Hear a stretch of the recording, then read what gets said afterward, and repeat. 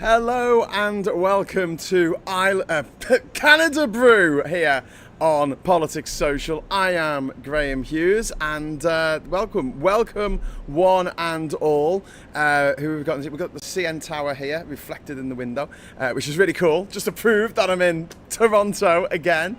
I was here for the film festival a couple of weeks ago and now I'm back. This is a 3-part journey, by the way.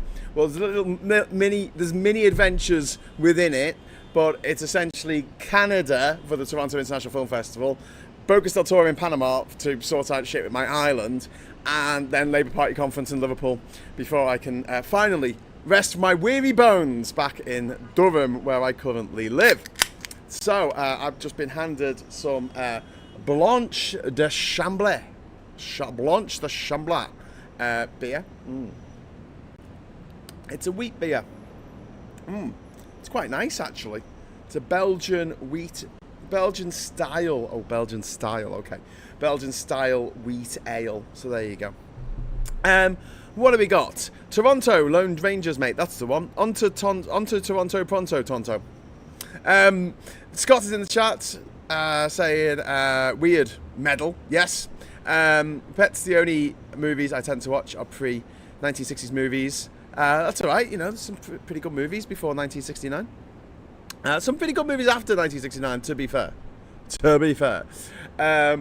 Had the conversation the other day with someone and they were like, name me a good film that's come out in the last 5 years, and I just sat there for about an hour listed all these films. I was like, Sinners, The Substance, what's the one where the kids run away? Well, the kids run away in the middle of the night. That one. Anyway, so I'm in Canada and we're going to just have a little bit of a chat about the news. I was hoping to do a Saturday night social tonight, but there wasn't enough time in the end to organise it with getting into Toronto, getting through the airport, getting into town and getting here. And it's a bit late in the UK. I know it's, what is it, 10 past 10 now, is it? Maybe I should have said to the others, come on. Saturday night social, but I don't know who was who was available at that time. Anyway, so we're gonna have a look at we're gonna have a look at some of the things that are happening in the news.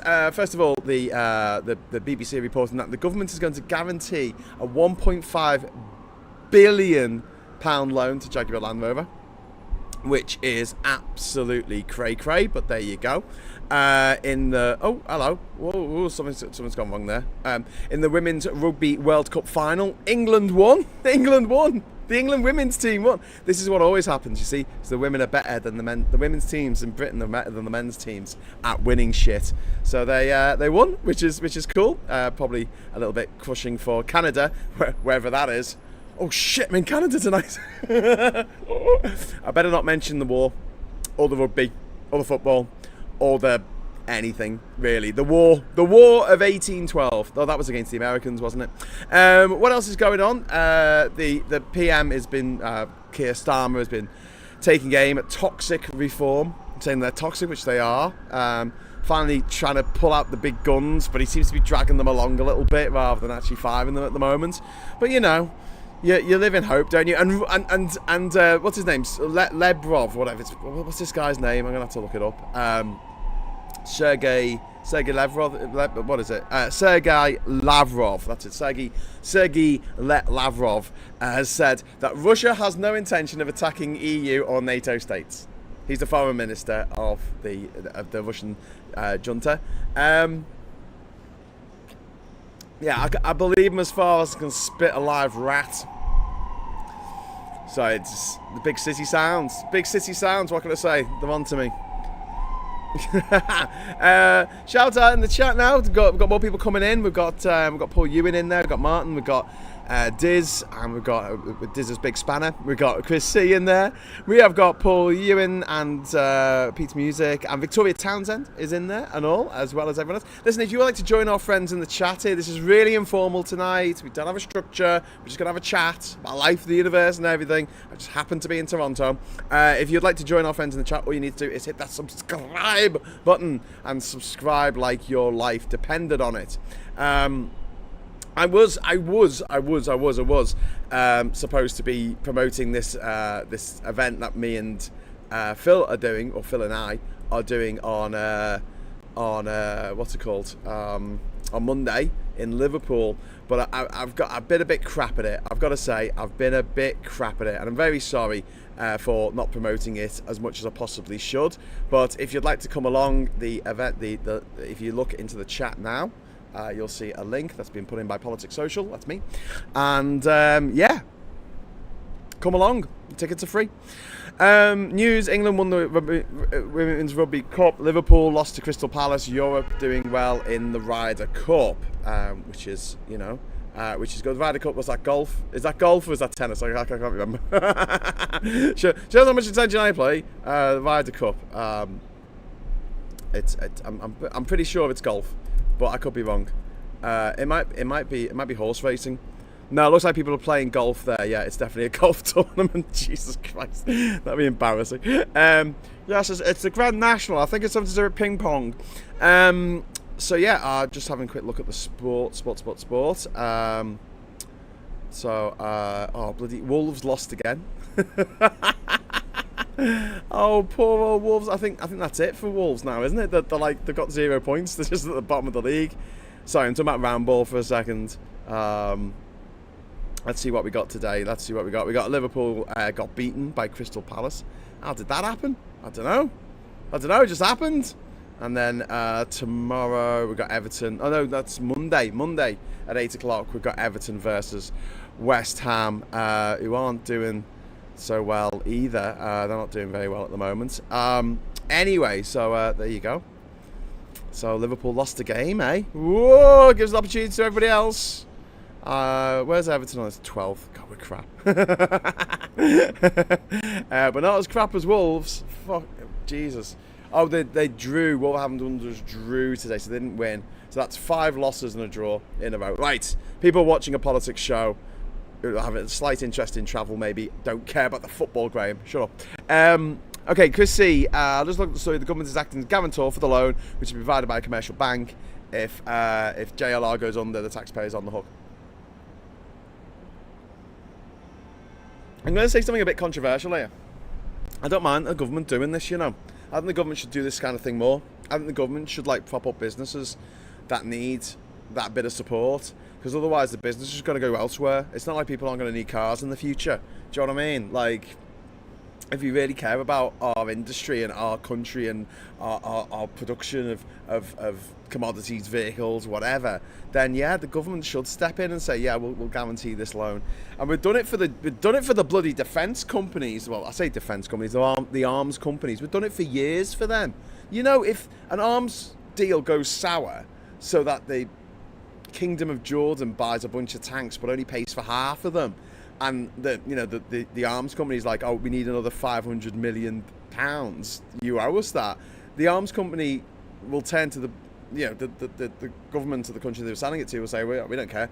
And the arms company can say to the UK government, can we have that money that they didn't give us? And we go, yeah, all right. And we give it to them at the taxpayers' money. One of the things that I've seen floated, which might be mentioned at the Labour Party conference, by the way, is that they're thinking of making it so that pension funds in the UK, correct me if I'm wrong on this, they've got to invest at least 20% of their portfolio in UK companies, in UK stocks and shares. I think that's a good idea. I don't know anyone who will be against it. Probably Farage will be against that, wouldn't he? Because he hates this country. New West Ham manager Graham, Nuno in, Potter out. Okay, cool. I don't know what those words mean, but I'm sure they do mean something to someone. Not just JLR, it's a small suppliers and knock on to the local communities. Yeah. And then Chris is saying, Graham, I don't have an issue with government supporting businesses if it's direct support, not guaranteeing a commercial bank loan. Well, I mean, no, I'd rather it was a commercial bank loan and they were guaranteeing it, because that means that we might not have to pay the money. Like if it was a government supporting in direct support like we do with the fossil fuel companies, we give them these huge subsidies from the taxpayer. That's money coming straight from the taxpayer. 100% it's got to come from the taxpayer. With this, I mean, first of all, they might pay it all off, and therefore the taxpayer is on the hook for nothing. But also, Okay, they go bump, but they've paid half it off. So instead of the taxpayer being saddled with the bill for 1.5 billion pounds, they're only saddled with 750 million. So I mean, look, I get your argument that we should be investing in companies, especially smaller companies. But when people complain about the bailouts for the banks and all that kind of stuff, I didn't mind the bailouts. Do you know what I mean? The bailouts to me, not great, but okay, whatever. They bailed out the car companies in America. I didn't want people to lose their jobs. I didn't want people to lose their livelihoods and lose their homes and lose their families. Do you know what I mean? I didn't want all that shit happening. When there's a massive economic downturn, it's the poorest in society that get hit the worst. And we've seen this. We've seen this in recent years, where the rich have got even richer than ever before, whereas the people who are just about scraping by, there's even more of us than ever before.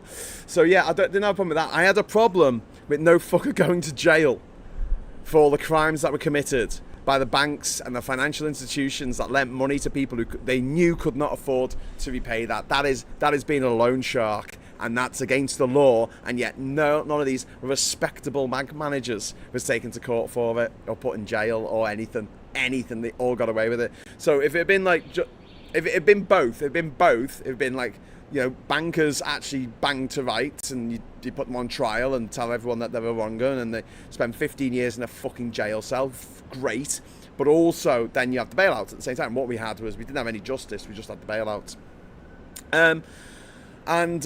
We've got Pagan is in the chat. One Angry Pagan. Hello, one Angry Pagan. Trip, good morning. And hey Saz, evening there, says Scott, it is beautifully sunny here in Toronto. It's actually really, really warm. I turned up wearing me hoodie thinking, it's going to be fucking freezing. It's the end of September in Canada. I'm absolutely roasting. Martin Harrow says, JLR aren't a small company. My partner's friend is head of HR there. They're not worried. Well, good. Maybe not make myself clear. The bank isn't going to lose out. It's a win-win for the bank. JLR pays off the loan. Great. JLR doesn't pay it off. The taxpayer pays the bank. Yes, again. Yeah, I get that. I get that. But otherwise, they wouldn't get the loan, and they'll go bump. So, yeah, I understand.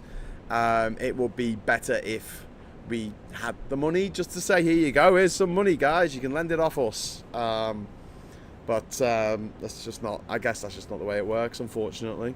And there's the thing about no state help, isn't there? Because we're a member of the World Trade Organization, there's restrictions on how much a state intervention can take place while you're a member of the WTO. The reason being, it's a bit unfair if one country's government just give loads of money to all its companies and they do really, really well, and other countries don't give anything. So there you go. Strange, it's raining in Manchester. What? Paul, it never rains in Manchester. That's absolute nonsense. Absolutely, I've never heard of it.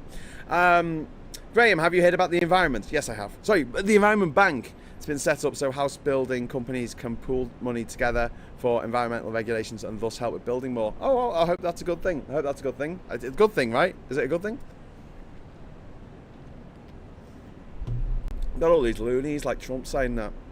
The environment's nothing to worry about.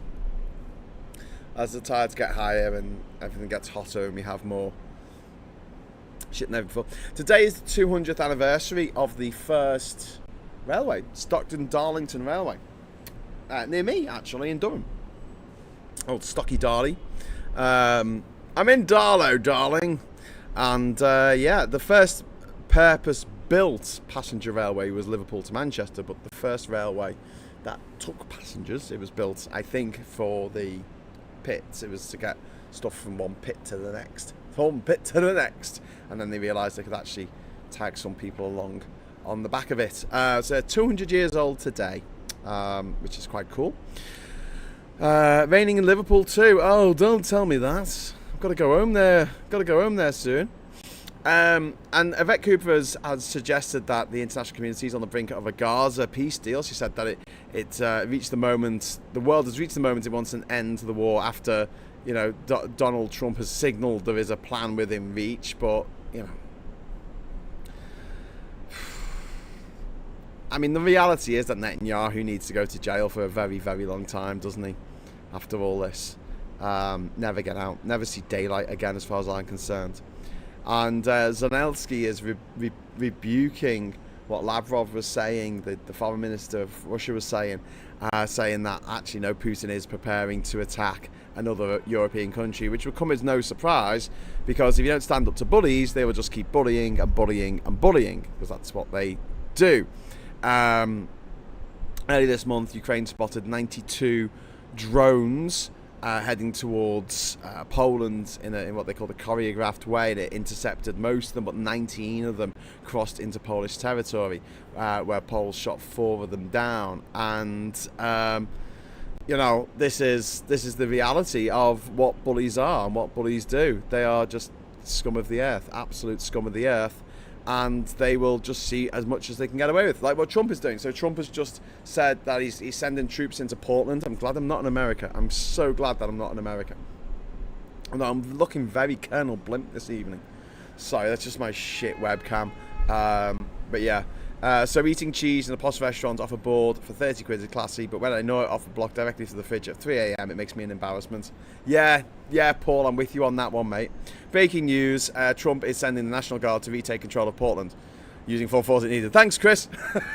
I feel sorry for Chris. Chris was obviously writing that, and as I was, because there's a delay, isn't there? There's a 30-second delay in me saying stuff and then you responding to it. So thanks, Chris. You took the words out of my mouth.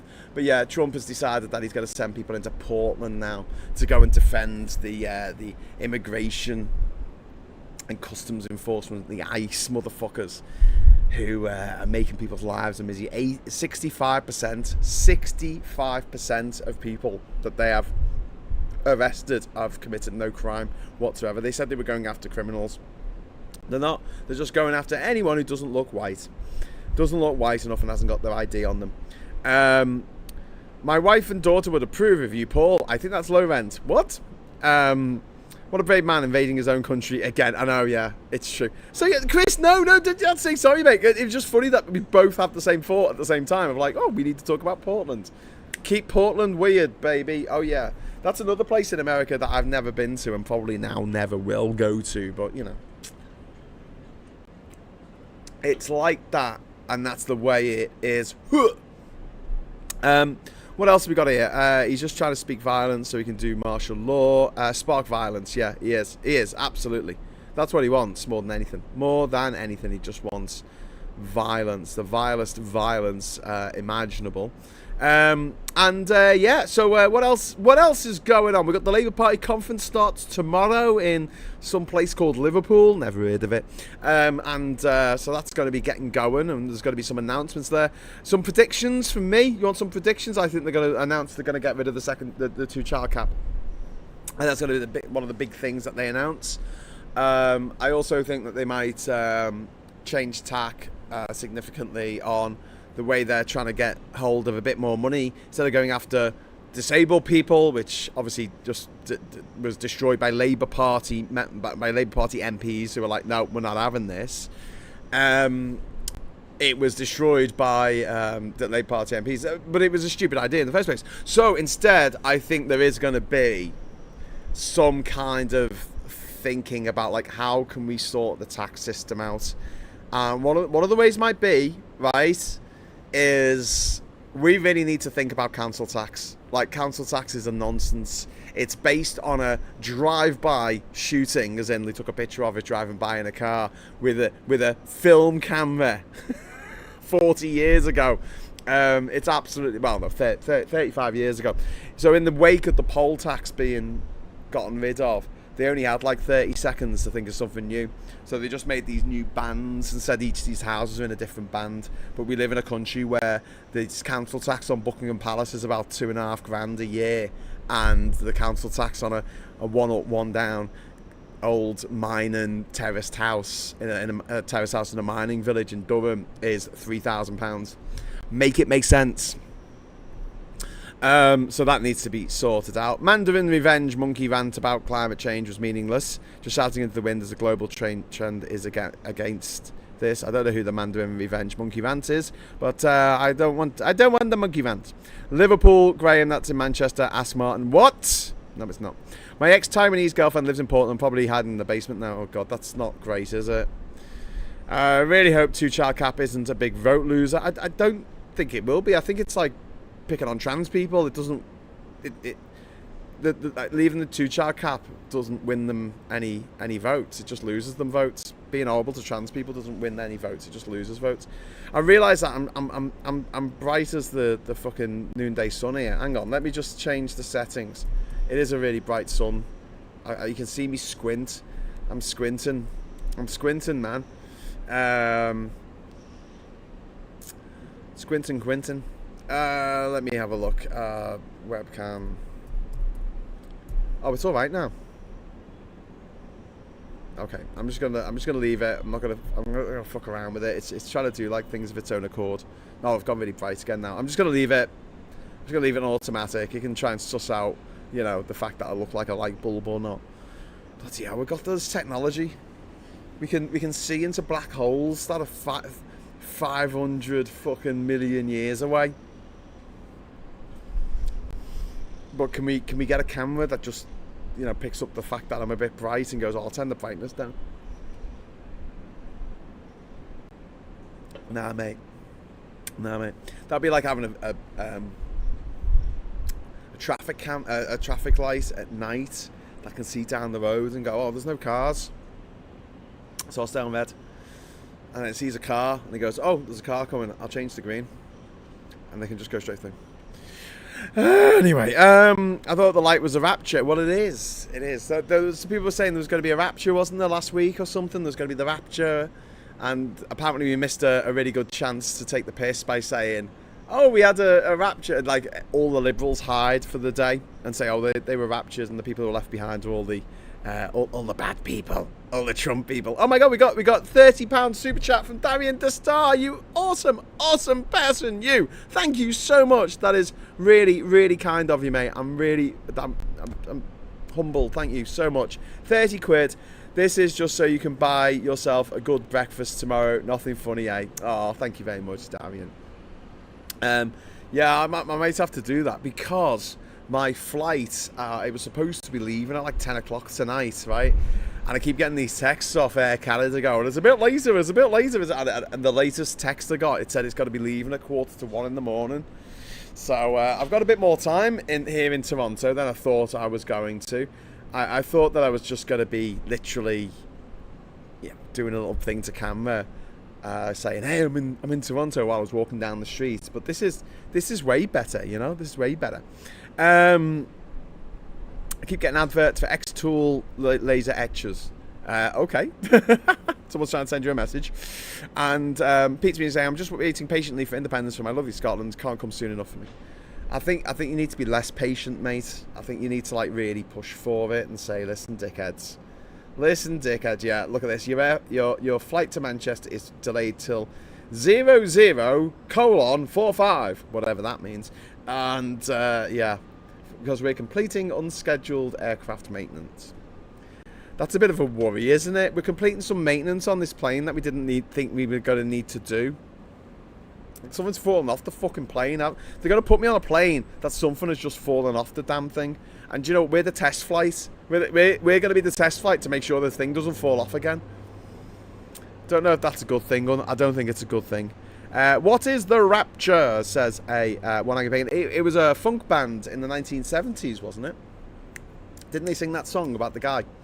No, the Rapture is the day that all of the Christian people get sent to heaven physically, and everyone who's a bad person or not a Christian goes to hell.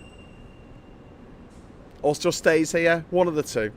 All the good people go and live on a cloud somewhere in VIP heaven. Listen, right? I'm not going to get into religion, right? Because it's a heavy and deep subject, and it's a subject that's close to many people's hearts. And I don't want to upset anyone. I don't want to make anyone feel like, you know, that their views aren't valid on all this. But like, seriously, mate, right? You know what? You've got people going off to Dignitas because 75 years is enough. Do you know what I mean? They're like, sod it, you know, or 85 years or 95 years, it's enough. They're like, okay, I don't want to do this anymore. Right, and I know there's a point about, you know, you get to a certain age and things start to fall apart and you get, you know, I understand that. But the idea that you wouldn't get bored after 1 trillion years of sitting on a cloud in heaven just boggles the mind. Because the thing is, we had no idea what eternity meant in the Bronze Age when a lot of these religions were being created. We just said, yeah, you'll have eternal life through Jesus or through Muhammad or through Moses or through whoever. You'll have eternal life eternal. It sounds great, doesn't it? It's easy to say, but eternity is a fucking long time. You're talking about billions and billions and trillions of years. More than trillions of years. You could just literally say the word trillion over and over again for a trillion years, and you still wouldn't be at eternity, because it's infinite. Eternity is forever, right? And I always think back to, I always forget his name. There's a character in The Hitchhiker's Guide to the Galaxy, in the third book, Life, the Universe and Everything. I always forget his bloody name. I keep thinking it's Ulan Comfort, but he wrote the God trilogy, didn't he? Anyway, what he does, he's immortal. He's been through the universe, like, he's lived through the entire span of the universe several times, and he's done everything. He's read every book ever written on every fucking planet. He's seen every bit of art. He's seen every film. He's been everywhere. He's been to every planet that's got people on. He's been, sentient life forms. He's done everything, and he's bored. He's just fucking bored because he's older than the universe. And he just decides one day that he's going to just insult everyone in the universe in alphabetical order, which I love. That's the sort of thing I would end up doing. I'd go out my mind. I'd go out my absolute mind. The rapture took me up to heaven. Not that it would, but, it takes me up to heaven and I'm sitting on a cloud for a billion fucking years. I mean, Jesus Christ. Humans are very bad with big numbers. This is why the con men always win. Humans are shit at big numbers. They just, anything in far flung in the future, that like climate change, they can't understand that. They can't get their head around it. There's a car barreling towards them at 90 miles an hour, they'll step out the way. But if they're doing stuff in their daily life that's causing hurricanes, that's going to hit their house at 90 miles an hour and possibly kill their family, they don't flinch. You know what I mean? It's not like something, whatever, we can just keep doing this. Don't look up. Wouldn't he get bored insulting people as well? Says Dagsby. Well, I guess so. He can't die. He's immortal. He can't die. Maybe that's half the joke. Hitchhiker's Guide to the Galaxy. Douglas Adams, says Liz Allen. Did I say it was written by somebody else? Oops. Evening Badgers, says it ain't off plum. There's a spiteful, lying, toad-faced, narcissistic grifter. You talking about me? You bastard, Chris. I've always been nice to you, and you're calling me... Oh, no, sorry. So you're responding. You were responding to Diz. Okay. Sorry, I missed Diz. About a hypocrite. Who's the hypocrite? And I'm going back through the messages now. Does this plane really need wings? Ask maintenance. Exactly. Serious question from one angry pagan. What is the rapture? Oh, I just explained. Yeah, it's the day all the Christians go to heaven. It's the day the Christians all fucked off to heaven and everyone else stayed down here and had a drug-fueled orgy, and it was great. And no one felt bad about it because everyone had a good time. La la la la la. Not just the future, Graham, says one angry pagan. I have many issues trying to explain evolution over 800 million years to most people. Yeah, but then you've got people, one angry pagan, who think the world, the universe is 6,000 years old, my friend. They think it's 6,000 years old. Do you know how they came to this scientific conclusion that the world started in 4004 BC? Do you want to know how they came to this conclusion? They added up all the dates in the Bible. Shout out to Bill Hicks fans out there.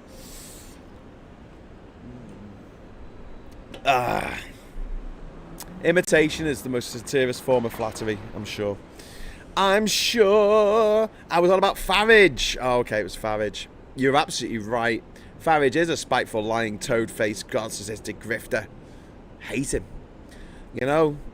When the big, beautiful day happens to him, I'm gonna have a fuck party. I'm gonna have a party. Bad people at the rapture. Don't threaten me with a good time. But here's the thing, right? There are 4 types of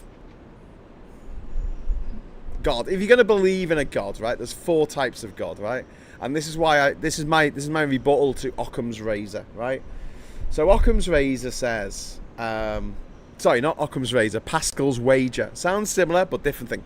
Pascal's wager. Pascal was a scientist, and he believed in God. And they said, why do you believe in God when you're a scientist? And he said, well, because, or a mathematician, he said, because, if I'm wrong, it doesn't matter. If I'm right, I go to heaven, right? Pascal's wager. That makes sense, right? However, it doesn't. And here's the thing, right? There's 4 types of God, essentially. If you're going to have one God who's in charge of everything. Not like superhero gods that you have in the Egyptian or the Greek Roman pantheon or the Norse pantheon of, I'm a human with human foibles. I get jealous and angry and enraged and I go and do stupid shit, but I have superpowers, so I'm a god. That's a slightly different type of God. Now I'm talking about the God, the ever-loving gods of, Judaism, Islam and Christianity and stuff, right? So, you have the deist God. First of all, you have the atheist God. It doesn't exist, right? It's just atheism as far as the eye can see into the night sky, okay? So, all the way back 13.7 or 8 billion years, right? To the back of the door of the universe. It just happened, right? Whether you pray or not, whether you believe or not, doesn't make any difference. You die, you rot, that's it. Then there's the deist God, this idea there's a God that just lit the blue touch paper of the universe, effectively putting the Big Bang into process. And then they fucked off forever, right? They just got it, they got things started and then they died, or they went to another universe to do something similar, right? Okay? Whether you pray, whether you believe, whether you lived a good life, whether whether you went to church every week, doesn't matter. Doesn't matter one little bit, right? Okay, so 3rd type of God. A just God. Just God, right? Now you tell me that a just God is going to say, this person went to church every week but murdered his neighbour. Oh yeah, come into heaven, mate. Meanwhile, there's someone standing next to him who is an absolute fucking saint, who did so much for the community, who saved the lives of 15 orphans who were in this plane crash. They did all this stuff, right? But wasn't a Christian, or even better, wasn't the correct flavour of Christianity, because you've got Methodists and you've got Seventh-day Adventists and you've got the Jehovah's Witnesses, you've got the Protestants, you've got the Lutherans, you've got the Catholics, it goes on. So there's lots of different flavours of Christianity. You've got the wrong one. Fuck off, you're going to hell. No. Even if you're an atheist and you led a very good life, a just God would let you into heaven. So it doesn't make any difference whether you believe or not. It doesn't make any difference whether you go to church or not. It doesn't matter. All you need to do to guarantee a space in heaven, if there is a just God, is just be a nice person. Just be a goodie. Just don't go around stabbing kittens in the head. Easy, right? And then there's the last God, right? Which is the God that they all actually worship in real life, because God's based on humans and humans are imperfect, right? The unjust God. Yeah? You're looking at an unjust God. And yeah, absolutely, you are right that an unjust God would look at someone like myself and say, you've done these good things in your life and you never tried to harm anyone actively. You might have said some bad words about Trump or Farage, but you've never gone and done something horrible. That horrible. But you didn't go to church each week and say that I was great. So pulls the lever and the trapdoor opens in the clouds and down I plunge into the fiery lakes of hell. Okay, fair enough. But here's the thing. He's an... Did you see what I said? That he's unjust. Or she's unjust. They're unjust. See where I'm going with this? You might have someone who is a fucking saint. Literally a living saint. Who's just obviously not living anymore because they're going to heaven. Trying to get in, right? And they are like, I spent all of my life looking after orphans, HIV positive orphans in Malawi, and I did all this good, and I helped these people, and I was there for them, and I helped them through their suffering, and I tried to alleviate their suffering, and every single day, every moment of every day, I worshipped you, God. I worshipped you. I ran around you going, oh my God, you're amazing, you're wonderful, you're awesome, which is a bit weird, really, if you think about it, when like the whole, there's a lot of the Ten Commandments are about how great God is and how you shouldn't worship other gods and that he's a jealous God. And I'm like, that's a bit when you got to worship him. Do you know what I mean? That's a bit weird. If I made a robot, right? Imagine I made a robot, right? And you came around to my house And you went, oh, you've made a robot. And I went, yes, it is the next generation of AI, cybernetic fucking organisms. It is a robot that I've created. Oh, what does it do? Does it cook? Does it clean? Does it do your work for you? Does it do your live shows? Does it fix your car? No. It worships me because I'm its creator. You're made to be like, what? What? What was that? And there it is. There's your butler droid that you've made on its knees, literally doing this, worshipping you, going, thank you so much. Oh, how many times a day does it have to do this? 10 times a day it has to do this. It has to worship me. What happens if it doesn't? Well, I melt it down, don't I? Can it feel pain? Yep, I put a little thing in it, right? I put a pain chip in. Can't feel happiness, but it can feel pain. So you're made to be coming back round. To be like, yeah, fucking guy's a psycho. But the same guy, apparently the invisible man who lives in the sky, does the same thing. The people are calling that. But back to my nun who's in Malawi and worshipping God 17 times an hour or whatever the prescribed is, and by some fucking miracle, she has picked the exact right flavour of the exact correct religion, all the rest of wrong apart from this one, right? There's something she's forgetting. He's an unjust God. He'll be like, that's a lovely story, love. But you know what? I woke up this morning and I had a cup of coffee and it wasn't perfect. So I'm in a bad mood and I'm an unjust God. Pulls the lever, down to hell goes the nun to join me in the burning lake of shit for eternity. Yeah. So my point is here, right? I want to flip Pascal's wager on its head and say, listen, right? Just you don't need to believe, right? All you need to do is lead a good life. Don't be a twat. And if there is a heaven, you'll go to it. Just by dint of not being a twat.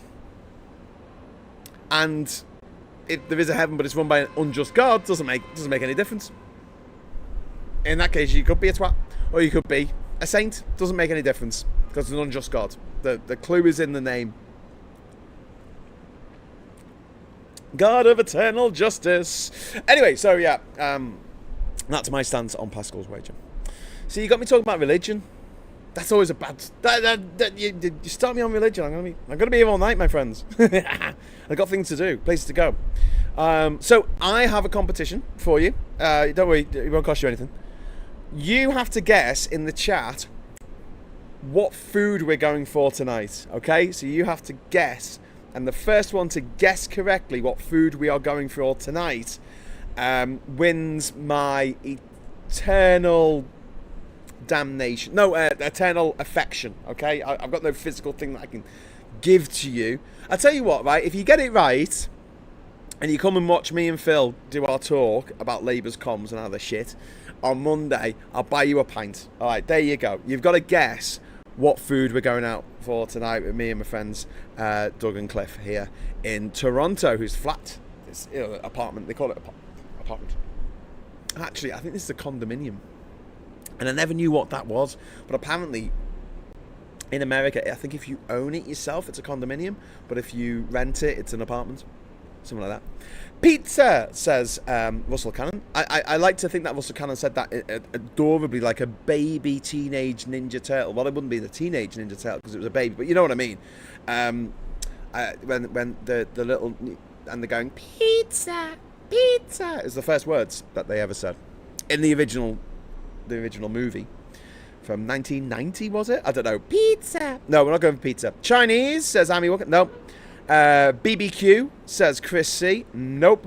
We've got Alvone saying curry. Nope. Is it scouse? Nope. I made scouse when I was here 2 weeks ago for the fellas. And poutine. No. And Kieran Crossan and One Angry Pagan have both got it right, but I'm going to give the award to Kieran Crossan, who said Ethiopian. Did I mention that on an earlier stream? I was thinking about this. I don't think I've had Ethiopian food since I was last in Ethiopia, which was in December 2012. Yeah, long time no Ethiopian food. So yes, I'm going to do that. Oh my God, Catherine's watching. Hey, Kat, how you doing? Catherine says, "Hey, Gray, can't wait to have you back." I can't wait to be back, Kat. I'm feeling a bit bereft of my cat at the moment. It's all very well traveling and going to these places and hanging out and doing all this cool shit, but I don't miss home as much as I miss Catherine. I miss just not being alone. Don't forget, I travelled the world alone, and I lived on my island for 3 years, pretty much solidly, like alone. Not necessarily lonely because people were always coming to visit, but like I wasn't in a relationship. I was on my own, and that was weird for me. That was very strange for me, just going from because all my life up to that point, right? I know I travelled alone, but I hadn't lived alone. Up to that point, I was living with my parents till I was 18. I went to university until I was 21, and then I travelled around the world, and then I got a place with my then girlfriend back in 2003 in Liverpool, and then we lived there until like literally the week before I started the Odyssey expedition around the world. And then I lived in London, I lived in Manchester. When I got back from that, I then went over and did the SOS Island thing, won the island, lived on the island. That was it. You know, for up till that moment, I'd always lived with someone, whether it was with my flatmates in university, whether it was with my parents, whether it was with a partner. I'd always lived with someone, and then suddenly I'm not just alone in a house, right? I'm alone in a house on an island. And that was kind of like a weird feeling. It was. Thank God for Campesino, my dog. My beautiful dog, who's sadly no longer with us. Chrissy, can I recommend the book called Immune? It explains in simple terms how the immune system works. It covers cancer and how the immune system manages it, or doesn't manage it, because it thinks that it's part of you, doesn't it? Because cancer just thinks that your immune system just goes that this is normal. This isn't something that we have to attack. If it was a virus, something that had come externally, a parasite or something, it would attack it. And Kat is sending me hearts and kisses. Oh, thank you, Kat. Thank you so much. Home Alone Island Edition. Yeah, it was a bit like that. It was fun. I mean, like, I had all these parties on the island. It was great. You know, we had like 50 people come over and have a barbecue and have a big bonfire in the middle of the island. This is before it was flooding all the time. And then, so like, 10 o'clock, the boats would come and pick everyone up, and I'd just be left alone on an island, which was trash because of all the, just had the party. And I'd just be like, okay, then bye. The great Twatsbury. Miss me old rat Freya. She used to go everywhere with me. Same with me old dog Nightmare. He called you dog Nightmare. I had a dog once that had no legs. I called him Cigarette because I used to take him out for a drag.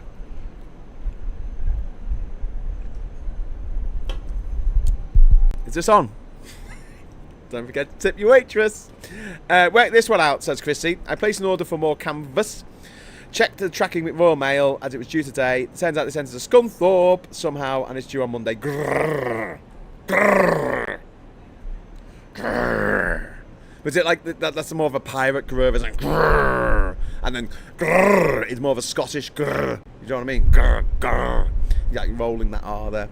And missed that. Spoiled him for me now. Who? What? Who's spoiled now? We're always spoiling people on this show, aren't we? So it's like someone will say, "I really like this person," and then someone will come on and go, "I really don't like this person because they did this awful thing." When I met Guillermo del Toro a couple of weeks ago here in Toronto, it was really nice to have a very brief conversation where he asked where I was from. And, I put it on Facebook and was like, oh my God, I met Guillermo del Toro. He's one of my heroes. And loads of people in the chat were just like, oh, he's such a nice bloke. Oh my God, he's done so many great films. And then one person wrote, my friend worked for him and he was the worst director to work for. He was really rude and really arrogant. And I'm like, oh my God. No, not Guillermo. Not Guillermo. Never meet your heroes. Well, never work for your heroes. There you go. I have a dog with no arms or legs. We call him Rolly. Amy Walker says, cancer as a diagnosis is when rogue cells finally figure out how to manipulate your immune system. For the record, if you crack senolytics, that directly impacts the conditions which lead to cancer. Well, it's just the problem is there's just so many different fucking types of cancer, isn't there? And then you've got people like Trump who are just cancelling all this cancer research. One angry pagan says, yes, I called him Nightmare. He chewed a bottle of Stop Chew spray, and the reason he stopped wearing Etnies skater shoes. Skate shoes. Scott says, I've missed so many, but hi to all. Hi, Scott. How you doing? How you doing, mate? The immune system, says Chris, has a natural killer T cells and killer T cells which hunt cells which are corrupted. The cells to kill themselves. Yes. Terminate. The T stands for Terminator, doesn't it? Doesn't it? Does it stand for Terminator? I'm pretty sure it stands for Terminator. A T cell goes around terminating all the. You will be terminated. So talking of funny names, right?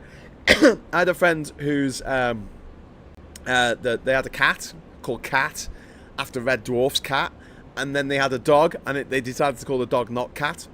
I had another friend who had a cat called Chairman Meow. I'm sorry, that's the best name for a cat ever in all the history of the world. I had a cat called Buchos Gali, which is a great name for a cat, but unfortunately it was nowhere near Chairman Meow. I mean, you can't argue with that. It's just the best name for a cat. End of. But then if I call my cat Chairman Meow, I'd obviously be copying them. And I like to be a little bit original with my bullshit. Doesn't matter, because almost all fungus cancer are sentient cells, which senolytics would all but eradicate, says Amy Walker. Woo! So we could possibly have a cure for cancer at some point. We call our dogs after cheeses. Do you know what I like, Scott? I like it when people give human names to dogs and cats and animals in general. It's like, this is Dave. This is Phil. I love that. I don't know why. It just really appeals to me when people give their pets human names. My buddy called his dog Deefa Dog. Hey, very good. I like that. I like that. I want to ask Scott a question. Scott, so you name your dogs after cheese, but are they cheese puns? Are they doggy cheese puns? Is that what it is? I don't know. Listen, I've got to go. I've got to go in about, 8 minutes time. Sorry. I was a bit late getting started, so let's say 10 minutes time. And I've dropped some frames, so I feel like I should give 1.4% more time back to you. But I'm running on battery power here, out on the balcony. I'll have to plug this in when I get inside. Already works in mice. Actually, there was one that lived normal. They doubled the average lifespan from that treatment. That's cool. Isn't there a thing on the end of your DNA called like a telomere or something like that? And it's basically the anglet. You know the thing on your what's the word for it? On your shoelaces of your shoes. I'm trying to lift up my shoe here for you to see. You know that thing? Right? The little plastic thing on the end of your shoe, right? That. Basically, that's what it is. And as you get older, right, and it keeps your DNA from unraveling, because obviously your DNA is a double helix, and and apparently as you get older, your telomere, I'm probably making that word up, it probably isn't telomere, but it's something like telomere. Someone's going to tell me in the chat. Tell me here whether it's telomere or not. But essentially, it sits at the end of the DNA and stops it from unraveling. And as you get older, these telomeres get shorter and shorter and shorter until they get to a point where your DNA literally starts unraveling, and things break down. Aglet, that's what it's called, an aglet. On your shoe, it's called an aglet, but on a strand of DNA, I think it's called something like a telomere. Someone could look it up and tell me what it's really called. Tell me here if it's a telomere. Your most promising treatment for that is essentially CRISPR-style therapy. Yes. 2 gun dogs next door called Frank and Bet. Oh, I like that. I like it. Yeah, call your dog John or Paul. Or Ringo, George, CRISPR, yeah, but CRISPR's the editing process, isn't it, of editing genes? So I watched a couple of movies on the plane, by the way. I want to tell you about let me tell you about my movies that I watched. I watched Mickey 17, which I hadn't heard great things about, and I kind of realised why I hadn't heard great things about it. It's too long, it goes on too much, it's not as funny as it should be. It's not as sci-fi as it should be. It's not. It feels to me like a whole lot of nothing. I think it's the same director that directed.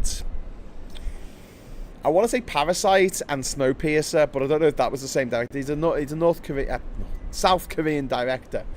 He directed it, and it was, yeah, it didn't quite hit the mark. I liked the idea. I like sci-fi. They were in space, and there was alien stuff going on, and and what the future's going to look like. But at the same time, and also it had Robert Pattinson in it, and just between you and me, I don't like his face.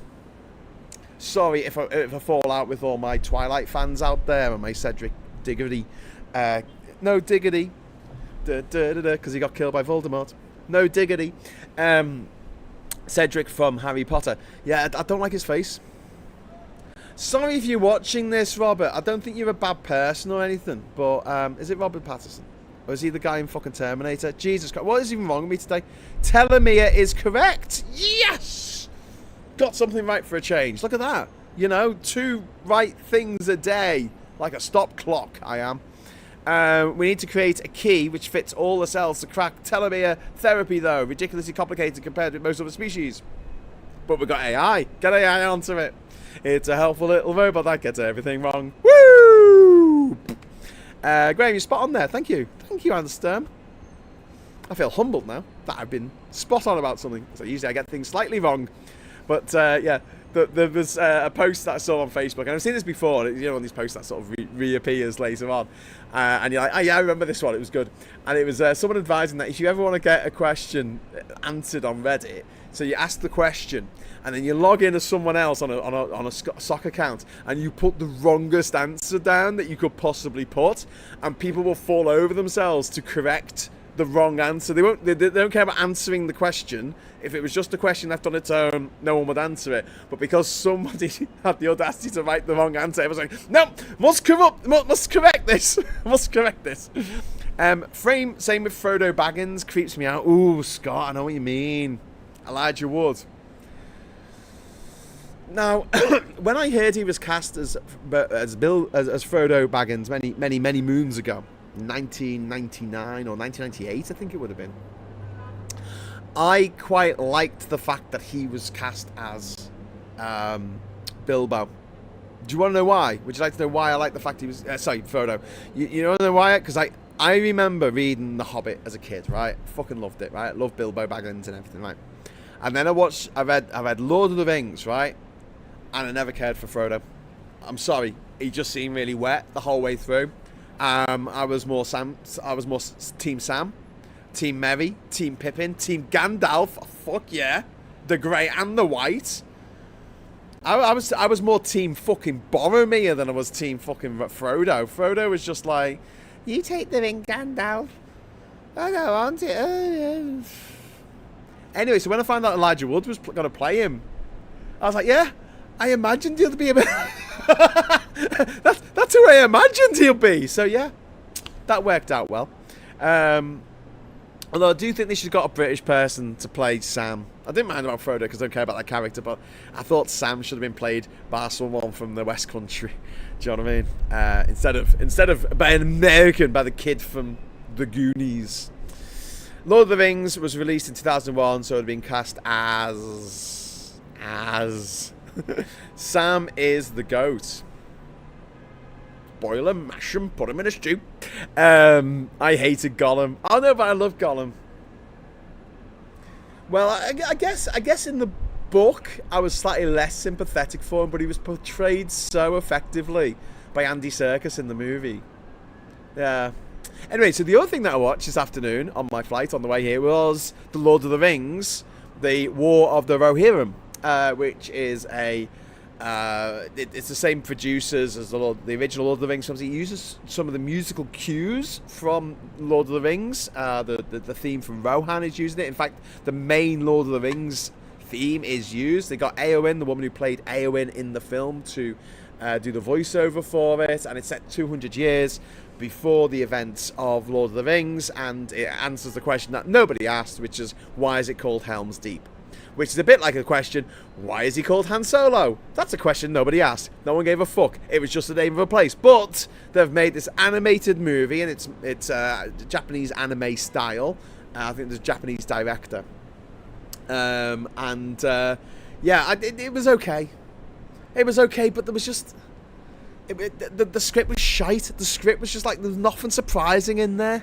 And this is where I think things go very different when you're based on a book, right? Because Lord of the Rings went in some mad fucking places that no one would have expected, right? Nobody, when they start reading Lord of the Rings, is going to be like, oh, Gandalf's going to die and he's going to come back to life like fucking Jesus. There's going to be a bit where there's going to be talking fucking trees. We're going to have a talking tree bit that's really... We're going to have a bit where all zombies come, right? And they have a big fucking zombie battle against orcs and zombies. No one, when they were reading the first chapter of the Lord of the Rings, expected that mad shit to happen, because it was fucking mental. And that's why it was so good. George R.R. Martin, the writer of the Song of Ice and Fire, same thing. Like, it absolutely goes out there into some very bonkers territory and subverts your expectations. Whereas this movie, it was good. I enjoyed it. It was okay. It was, a bit of popcorn for 2 hours. However, nothing was surprising. Watching it, it was like, no, don't do the bad thing, bad man. I'm going to do the bad thing now. Oh no, he did the bad thing. Okay, we're going to have a war now. He did the bad thing. And his lieutenant going, oh, I don't think you should do that, sir. That's a bit fucking evil. He's like, shut up, I know what I'm doing. And then at the very end, he's like, don't know if you should be doing that, sir. It's a bit fucking stupid. You're not going to win the battle if you do that. And he just gets killed. And I didn't see that coming. Shut up, you. Dead. Anyway, the War of the Dragons versus Trees did not go well. True. Ruth Guthrie, I had to keep going to Google to ask this refused what I get ads for. I don't know. Sorry. I don't know what's happening with the ads. Here's something with Tolkien fans. What would happen if Tom Bombadil... Fucking can't talk tonight. What would happen if Tom Bombadil met Shelob, the daughter of Ungoliant, who famously destroyed the 2 trees of Valinor with her poison, with her venom. I don't know. I think what would happen is Tom would go, oh, there's a big spider. Hello, big spider. And then he'd just keep walking. I think Tom Bombadil is a spirit of the... He's a spirit, isn't he? He's one of the... He's not a wizard, but he's one of the Arnor, isn't he? The mayor. He's one of the mayor. I just don't think he can. People ask what would happen if Tom Bombadil was given the ring, and I think Gandalf in the book actually says he'll probably just throw it away because he wouldn't see any purpose or meaning, but he wouldn't care. Simply Secular J just goes, Leroy Jenkins! Yeah, they Leroy Jenkins it, mate. Was hesitant about the Rings of Power, but Christopher Tolkien rightly said, J.R.R. Tolkien only over a basic framework, it can't be wrong or against canon.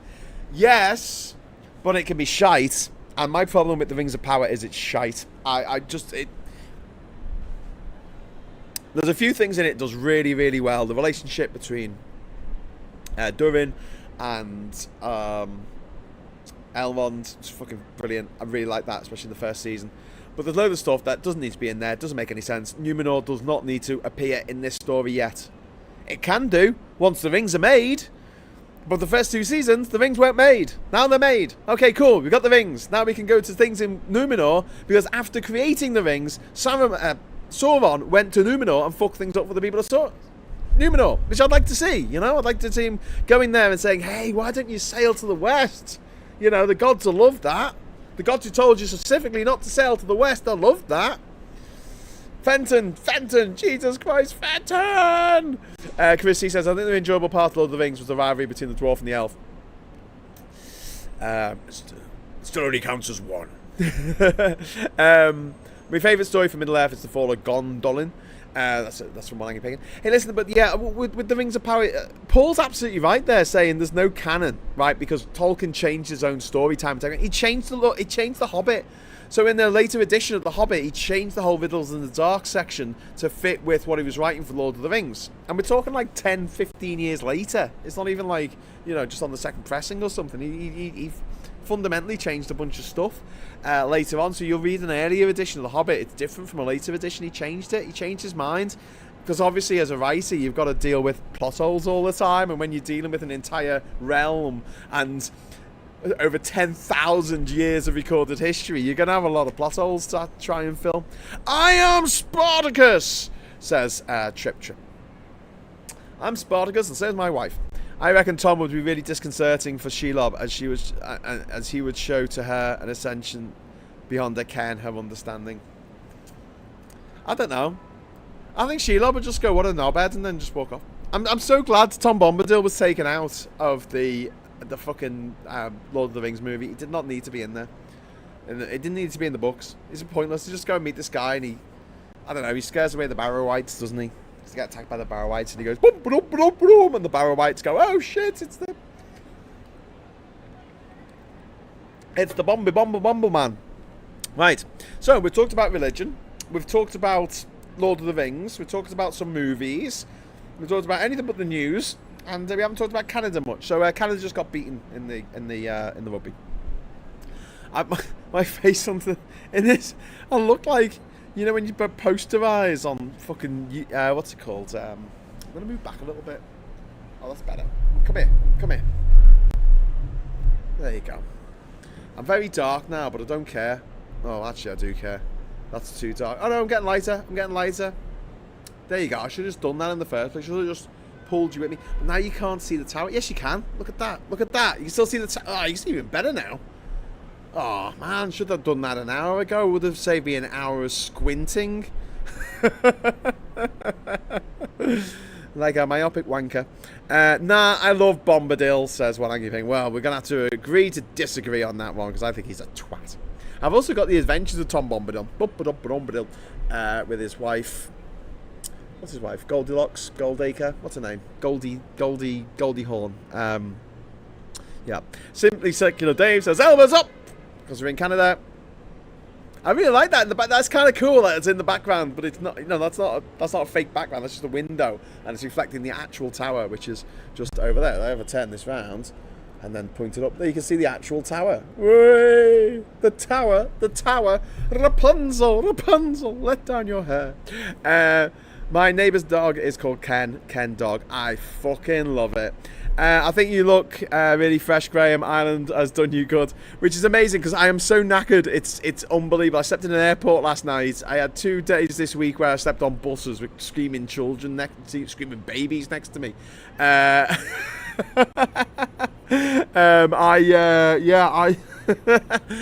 really shouldn't be this animated, but you know, I really like traveling. I really like it's one of the few things in life that I'm actually fucking good at.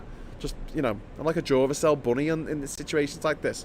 But I will get home. I will get home on Wednesday and just collapse into infinity. Anyway, so gonna get going now. Gonna have some Ethiopian grub. Ethiopian food comes in this like very thin, like crumpet style bread, and you break off the bread and you wrap the food that you're to. Imagine like a big pizza, but it's made like crumpet. Can you imagine that, right?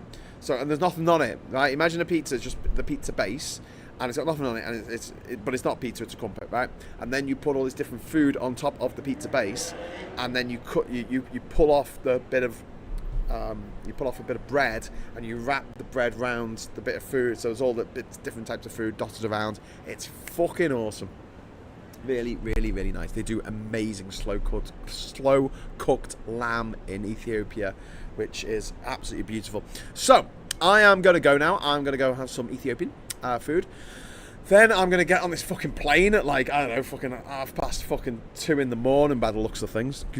And I'll be arriving in Manchester. It was supposed to be in the morning. Now it's going to be in the afternoon. So that's okay. But the good news for me and the poor bastard sitting in the seat next to me is in the 10 minutes I had between setting this Canada Brew up to say it's going live in 10 minutes and actually starting the thing, I went and had a shower and got a change of clothes because I fucking reeked, mate. Oh my god, like a tramp's fucking gusset. It was no good.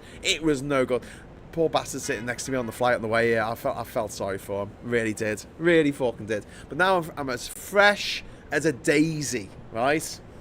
And it's all good. I've nearly finished my beer. Alistair is waving manically. Yay! Yeah, hi! Hey! Oh. Which is all good. That's done for. Scott says, thank you for company, Graham, and chat. It's needed and appreciated. Thank you for coming along, Scott.